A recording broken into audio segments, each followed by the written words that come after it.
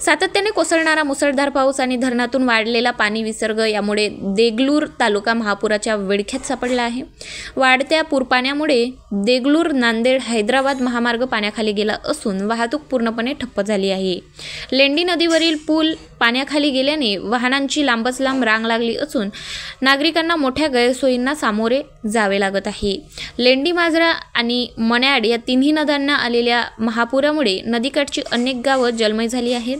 या भीषण पूरस्थितीत देवगाव, आचेगाव, भाहेगाव, कावळगडा, मलकापूर, ढोसनी, तुपशेडगाव, लखा, सांगवी, मेदनकलूर, कुरुडगी, मंडगी, सावरगाव, तमलूर, शेळगाव, शेवाडा आणि शेकापूर या गावांचा संपर्क पूर्णपणे तुटला आहे।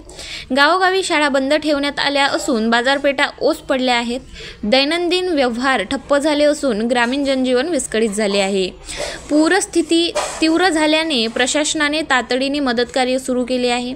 नदीकाठच्या धोकादायक भागातील कुटुंबांना सुरक्षित स्थळी हलविण्याचे काम सुरू असून अनेकांना शासकीय शाळा आणि इतर ठिकाणी तात्पुरते निवारे उपलब्ध करून देण्यात आले आहेत।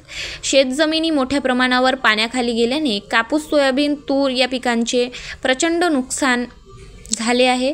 यामुळे शेतकऱ्यांवर मोठे आर्थिक संकट ओढावले आहे। दरम्यान सततचा पाऊस आणि वाढत असलेला धरणातील विसर्ग लक्षात घेता पूर पाण्याची पातळी आणखी वाढण्याची भीती व्यक्त होत आहे।